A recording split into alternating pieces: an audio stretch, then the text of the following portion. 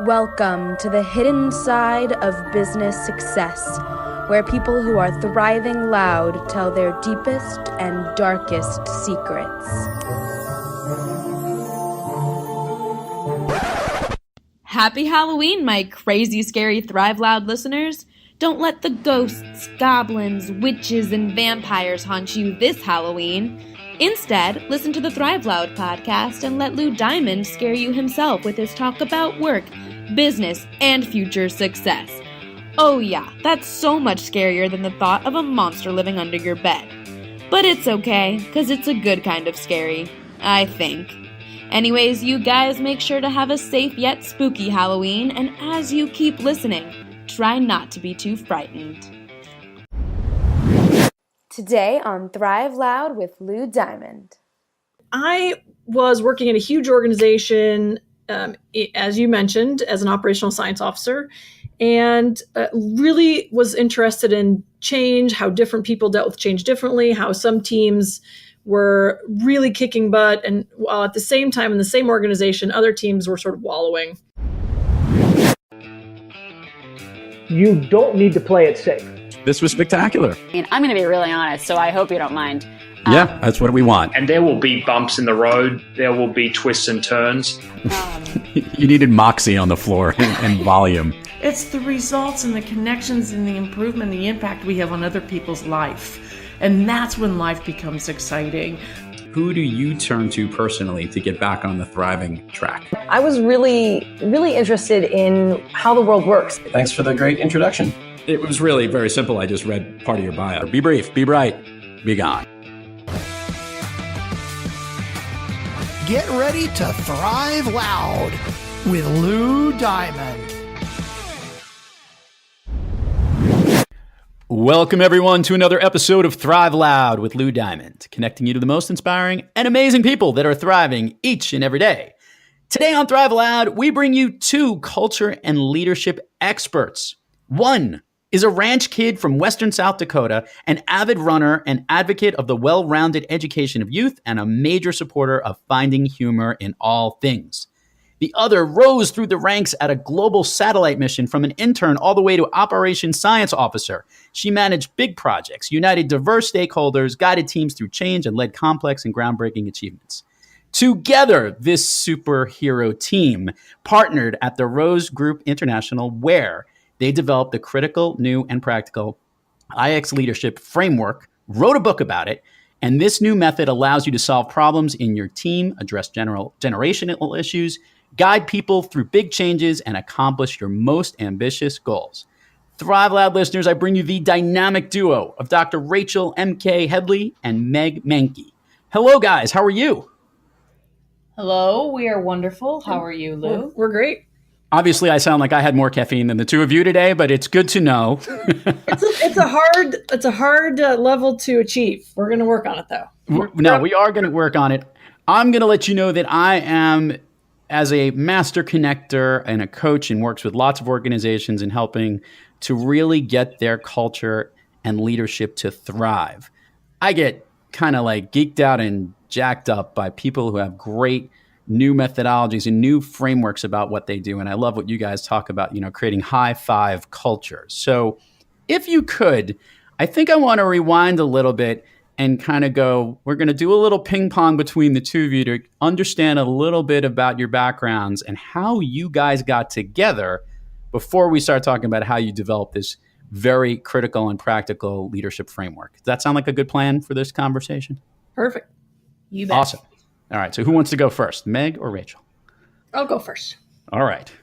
This is Rachel. Hello, Rachel. Hello, Hi, Dr. Rachel. Rachel. Hi, this is Rachel. So I was working in a huge organization, as you mentioned, as an operational science officer, and really was interested in change, how different people dealt with change differently, how some teams were really kicking butt, and while at the same time in the same organization, other teams were sort of wallowing. And I got really interested and geeked out about why those differences happen and what different leadership dynamics are in the workplace to make that happen. Okay. And so when I left federal service, and started working on my own, I started like sort of normal consulting, going in as a science officer with the satellite program. I did satellite consulting, imagery consulting. But, the trick is when you walk into a company and you tell them these are the things that need changing and then you leave, the changes rarely actually get integrated into day-to-day work. So I got really much more interested in how teams integrate change into their everyday. Okay. So that's how I got started. And so I was doing consulting work on my own now for about 5 years. Gotcha. And then Meg and I were circulating in the same circles. And she is awesome, dynamic, and a powerful woman. And so we kind of connected, and I invited her to come leave her very powerful and successful job and come be a totally scary, independent, jump off the cliff together. But she has a great backstory too. So let's hear that, Meg. What made you leave that exciting background? Well, Rachel Headley is very persuasive.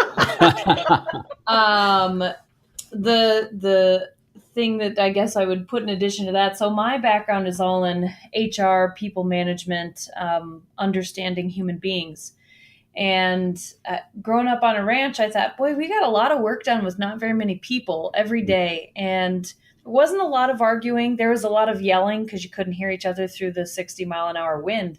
But not a lot of arguing. And I thought there's got to be a way that businesses could run more efficiently like that and make better use of human beings and treat them better and make them feel better. So anyhow, did a lot of work in my undergrad and then in my graduate degree about how people work and what makes them tick. And Rachel and I met and started talking about, commiserating really about all the experiences that we had that weren't great and watching other people suffer and struggle through jobs that they didn't like. And we thought, we're pretty sure we can make this better. So we started working together and came up with IX Leadership. Okay, so let me just jump in for a quick sec here because I'm curious. You each have different perspectives from your different experiences on seeing how organizations can actually work together, or more notably, how you believe they could work together better. So when you guys got together at the table to pull all this stuff, was there a challenge in trying to see what you knew worked well from your experience and what the other knew worked well for the other? Talk about, before we came up with the IX Leadership, I guess maybe what you agreed on and what maybe you didn't see eye to eye on. If only you could see the video. Yeah. Well, honestly, a couple things. One is we both share. I grew up on a farm, and Meg is the ranch girl, and we both have sort of the same worldview in the sense of we believe that what you see is what you get. We believe in transparency and getting shit done and no excuses and living with you. Your life is a choice. And if you don't like what you're doing, then you choose to change it. And so we have sort of the same worldview that way, same sort of attitude and approach to how we interact with humans and in our own life. So that was a huge help. There wasn't a lot of, having to get each other out of bed in the morning. We were both kind of get her doners. But I'm curious what crossed Meg's mind when you asked the question. Yeah, so we have all of those great things in common, and hard work ethic and self-motivated.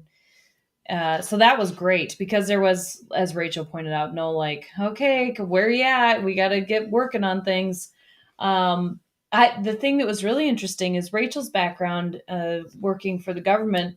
You didn't get to let anyone go. You had to kind of lift everyone up and get everybody working together. And even if you had somebody on the team that really didn't want to be there, but they were just there because it was great benefits and whatever, you just had to deal with it. And so, she comes at all of these issues and problems that we address from a let's get everyone together. Now, I also do, so I don't mean to paint a grim picture, especially since I'm in HR, and that's scary for an HR person to say. But I came from a background of, okay, you get a few chances, and here's how we do business. And, if you can't be part of the team or be a good performer or whatever, then we'll look at other options, up to and including out the door. And so we've had some really interesting, dynamic conversations about, how do you motivate someone, and how do you make sure it's not really the leadership that's, sucking the life out of the group. And so we've had some great conversations about that. And I think the really awesome thing, and what led us to a very holistic approach, is that we have had different experiences.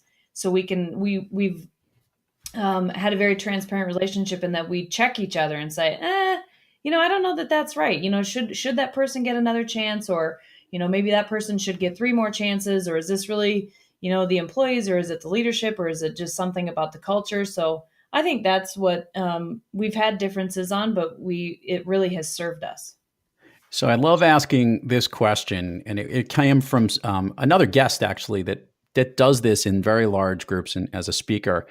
And what he likes to ask, and I've kind of stolen from it because it really is great, is what is the problem you solve? So in asking what is the problem you solve, I want to ask it in a way that you guys can both relate to this, and that is, what is the biggest problem you see as it relates to culture and leadership in today's world with the clients that you work with? And probably as you were putting this together, was there one common bigger problem that was standing out more so than anything else? I think, this is Rachel, I think for me, it's the disconnect between leadership and their people. Okay.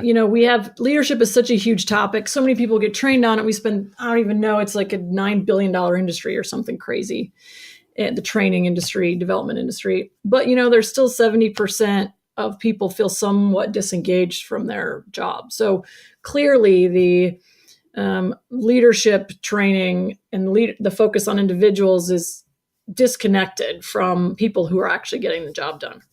So that, to me, it was really the motivator for me, is that we have to fix this problem of 70% disengagement, because it means that from both sides, corporate success is lacking or lagging behind. And frankly, people don't deserve to be miserable all the time.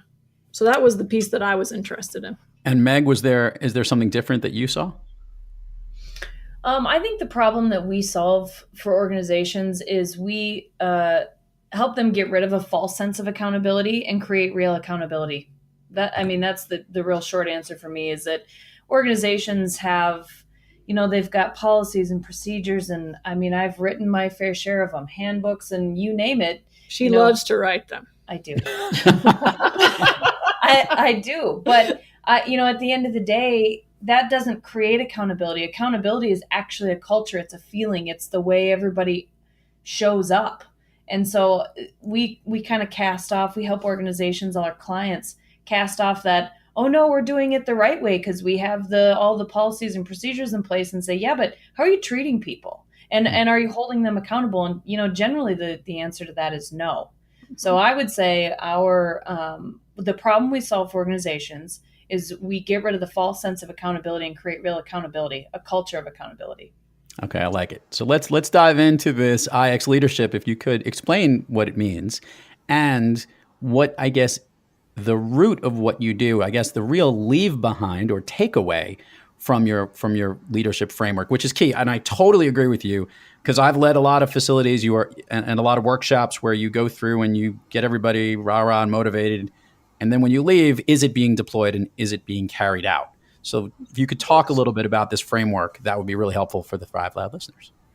Yeah, so IX comes from in the IT world, or the more of the tech side of the house, there's customer service, customer experience. So CX is kind of a common acronym that gets thrown around. And we were in this tech meeting down in Arizona, and they were talking about the challenges of their customer experience and uplifting their customer experience. And at the same time, interwoven in this conversation was the lack of retention. So for instance, an IT call center, I won't use any corporate names, but big IT call centers, they have a huge turnover. It's outrageous. It's like every 6 months they turn over their entire staff. So because of this high turnover, They have to train constantly because everyone's new all the time. No one has any expertise, which means that their customer experience suffers. And as they were discussing this in their meeting, Meg and I were both in the room listening and sort of navigating what the challenge really was. It's what we love to do. We like to find sort of the root cause of challenges instead of fixing symptoms. And it kind of hit us out of the blue, like they're solving the wrong problem. They're trying to solve their customer experience. But if they turned it around and focused on the internal experience of their staff, then the customers would get taken care of. Because if you have staff that love their job or at least believe in the mission and are proud of who they work for and are proud to stand next to the people in the cubicle next to them, then the customers are going to get taken care of. And so that's really how we coined IX leadership, because it's really about focusing on the internal experience of your people. And really, if you have people that are passionate about what they do, it really solves almost every other challenge that you might run across. So that's how it sort of started. Gotcha. And by the way, I love this concept because when I work with people, I'm trying to help them connect better. And it doesn't matter how they lead, how they sell, how they market. On the peel back a layer, it's how they connect with top leadership and to people in the organization. So I totally understand the value of getting the team to work together better will help not only just the organization thrive, but it will also get any extension to the company as itself, customer experience, outside experience, vendor relationships, et cetera. There's the list goes on based on how well that organization is there. Meg, how do you make them accountable through your leadership framework?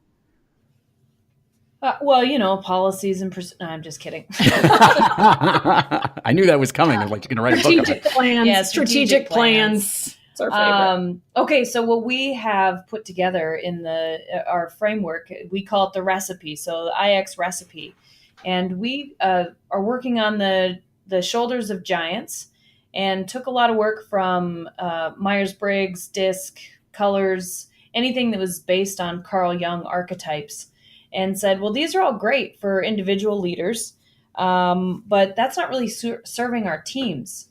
And so for the last 30, 50 years in business, we've really been working on our individual leaders, but our teams have suffered. And so we built culture types, which is we crosswalked all the different major players in the personality profiling world with our system and said, we really want to focus on the people and their work preferences. So are they order tolerant? Are they chaos tolerant? Do they prefer teams? Do they prefer working individually? And so we created the 4 culture types. Then in addition to that, we modified a typical curve for change and said, well, change really is an opportunity for innovation. And we help leaders see that. And then we help leaders understand, and organizations and teams understand how the culture types and how the different work preferences fold into that change. How's everyone processing the change? Some people take longer up front, some culture types take longer in the middle of the change process. And understanding where each person's at on your team makes it less of a mystery about why it takes somebody longer to get off the dime and why some people jump off the cliff right away. And how to get everyone to that goal, the new norm at the end. And then we put in pieces of what we call the IX Leadership 101. So basic principles: accountability, transparency, values and vision. And those aren't new concepts, but we've created some new tools and theories that we put along with those. So it really makes it a practical application for leaders instead of just a theory on leadership. Okay, I like it. So I want to understand this part. What type of organizations benefit the most? Is it limited, or is it to specifically large organizations, or can it spread throughout any size, from startup all the way to Fortune 100 companies? Yeah, the cool thing is that it actually works for every size organization. In fact, we added it up once, and we had to do a little 5-minute pitch for a group of CEOs, and we've worked in 15 verticals, and in every size we have. And what we do for really small companies, like we work with a 4-person trucking company, logistics company, and And what we do is we certify individuals in those small firms in the system, in the IX leadership system. So that way they're authorized and legally can use what we do in their small office. And then we go all the way up to really, really huge. We're working with a holding company who actually is owned by another holding company, and they have multiple platforms, and it's probably 20 plus individual companies underneath this huge holding company. So it's everybody I sit next to on an airplane that says to me, "We need you in our office." And so it's really a rampant challenge, and we're thrilled that it's sizable, scalable, from very individual. And in fact, a lot of people say it's really useful for their individual private challenges as well, whether it's changes they're going through at home or what have you. So all the way from individual private at home conversations with spouses and partners all the way up to these massive holding companies. So we work the gamut. Makes sense. Although the solopreneur would have to be like a self high five, right? Because they'd have to clap each other's hands as opposed to high fiving others. Well, hopefully they have clients so they could high five. There you go. They could high five. All right. So this is important as it relates to organizations. And I've seen this. The closer you can be connected to the senior leadership at an organization, it might be an individual, it might be a group of individuals, the more fluid the connectivity and communication can happen, and keeping the root core of what the leadership, what the organization, what the brand and the message of this company is all about works. So I guess my question is, when you deal with very large organizations and the distance from where people are to the leaders, how can you pull from the leaders of these organizations that value of what they bring through this methodology? Or what have you seen has worked best in trying to bring large organizations to connect to the core root of what these companies are about? We start with one question, usually with every group, and we usually start at the executive level as much as possible. And that question is, what is your legacy? What is the legacy of this organization? What is your personal legacy as part of this organization? And that question, it sort of peels back all of the business bullshit, if you will, about, well, we're really looking at cost savings of 5% and increasing efficiencies. And it gets to the heart of the matter. Why in the world do you get up and come to work for the same place every day? And then as a leader, why would you expect other people care about that? And how does it impact them? And why do they want to be here leaving a legacy? And what is their legacy? So we are very strategic about the way we set up our relationship with each organization. And the real platform of all of it, or the base of it, is, what is the legacy of the organization? Because if you really start hitting people at home, where they can think about emotionally what their tie is to that organization, you have a heck of a lot easier time as a leadership group pulling everyone along with you and buying into a vision or a set of values. So I want to ask this question regarding the Rose Group International. What is your legacy? And are you guys drinking your own Kool-Aid? Well, of course, we made it. Okay, but, good. You might be giving it to everybody else, but not to yourself. A lot of organizations don't do that, right? That's fair. Well, we are going to change the way business gets done. In the next decade, business as a whole around the world is going to change the way they do business because of what we're doing. That's our legacy. We're going to make people's lives better at work all over the globe. I like it. So on days that you guys are not on your A game, we were joking before we hit the record button, maybe we were tired, maybe we had too much tequila or beer beforehand, whatever the case might be. On days that you're not thriving, what practice do you go to, or what individuals do you seek to help yourselves get back on the thriving track? Yeah, well, the great thing about working, or the great thing about practicing IX leadership, Lou, Nice, within nice. the Rose Group International is that if I'm having a crummy day, I just tell Rachel, man, I'm having a really shitty day and I just need a pick me up. So tell me a funny story. Let's go for a walk, or, hey, I need to tell me a joke. So those are my go-tos, the comfort that I have is that knowing that I can just say, I'm having a crappy day and I need you to help me uncrappy it.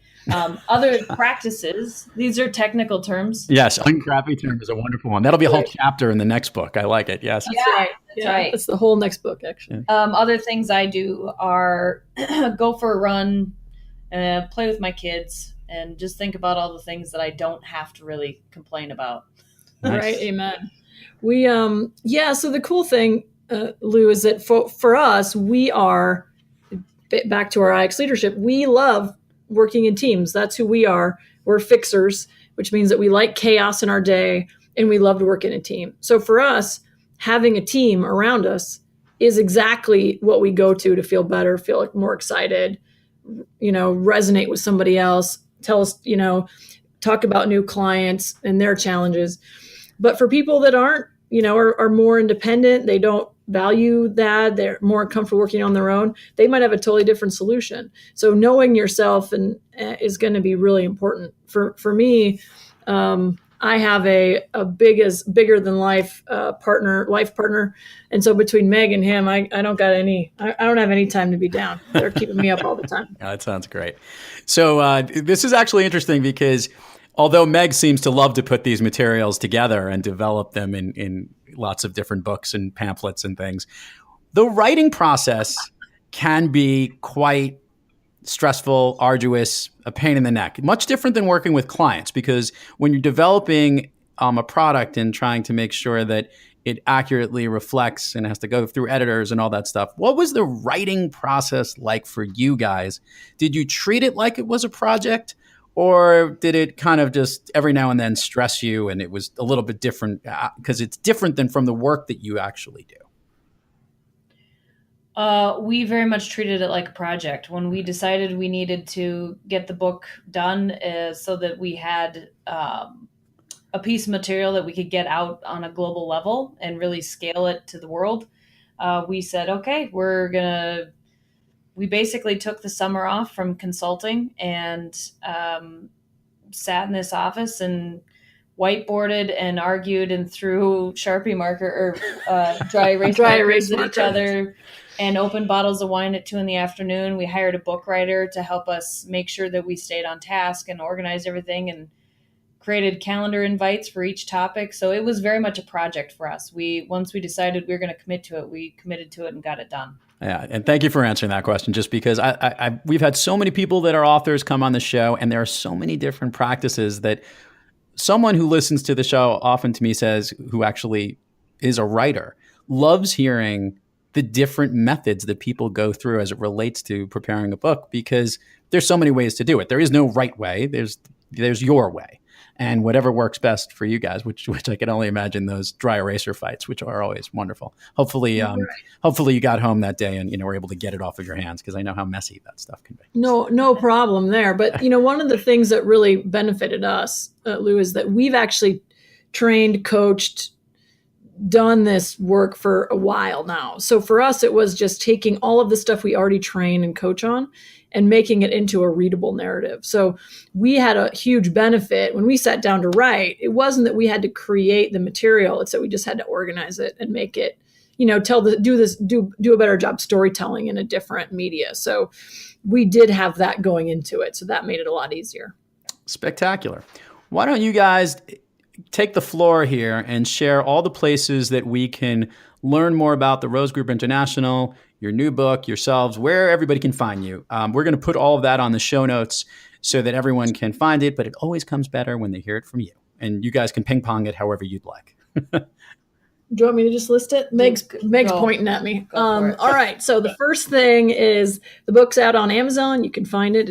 The full title is IX Leadership, Create High Five Cultures and Guide Transformation. That's under Headley and Manke as the co-authors. We're both on LinkedIn and really active on LinkedIn. Happy to chat there, no problem. We do it all the time. And then our Rose Group International website is rosegroupintl.com.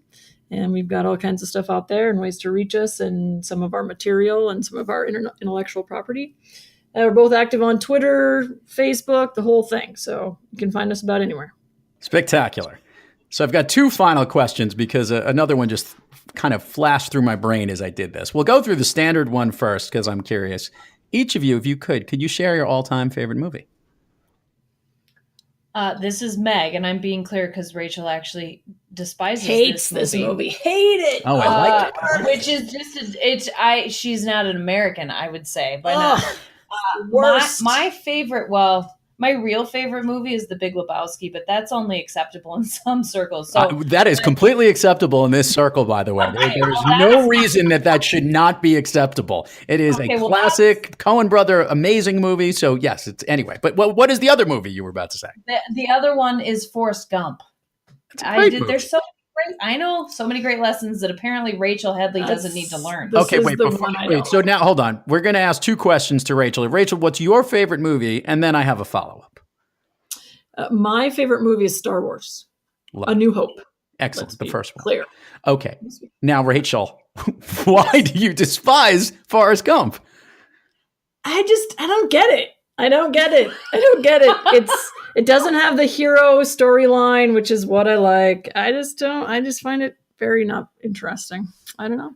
She has no good reason, but now she can't back out of saying it. No, she'll never live it down. I don't like it. I just don't like it. Can't tell you why. Everyone is entitled to their opinion. It's always interesting. I just find I think what is interesting about Forrest Gump, just in my own 2 cents here, is that end description, describing what life is like, whether it's got a plan or a destiny or it's floating like a leaf in the wind, is really interesting. And it makes you think that's how they did the whole movie. Was it purposeful? Was it accidental?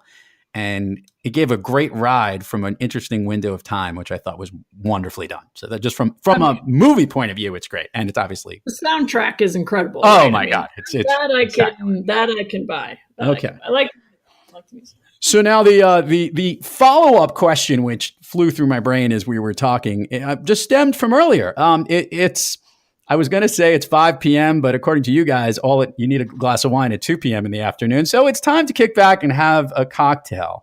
If you could share with the Thrive Lab listeners your cocktail of choice if you were on vacation, not just a regular day type thing. You're on vacation and you get to have a cocktail of choice, each one of you. Doesn't matter where that vacation is. It's just you're not doing the magical work that you guys do at Rose Group International every day. My drink of choice is properly made old fashioned with bullet bourbon.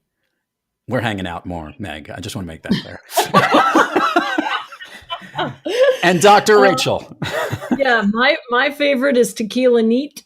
All right. Preferably a silver. The longer tequila's aged, the more it tastes like whiskey. So I prefer it fresh. So I'm a silver tequila drinker. The dynamic duo of Dr. Rachel, MK Headley, and Meg Manke from Rose Group International. We'll check out their new book, IX Leadership. It has been truly an honor to have you both on Thrive Loud. Raising those glasses, specifically the one to Meg, we'll have a much clinkier clink. Although I do like the straight and neat tequila as well. You can't go wrong either way. To both of you, thank you so much for coming on Thrive Loud today. Thanks so much, Lou. Talk to you soon. Thanks for having us. And to all the Thrive Loud fans out there, thank you for joining us. And until next time, keep thriving onward and upward. And remember, be brief, be bright, be gone. Hello. My name's Forrest Gump. You've been listening to Thrive Loud with your host, Lou Diamond. Make sure to subscribe on iTunes, Overcast, or wherever you get your podcasts. And follow us on Twitter, Facebook, and Instagram at Thrive Loud. Or find us on the web at thriveloud.com.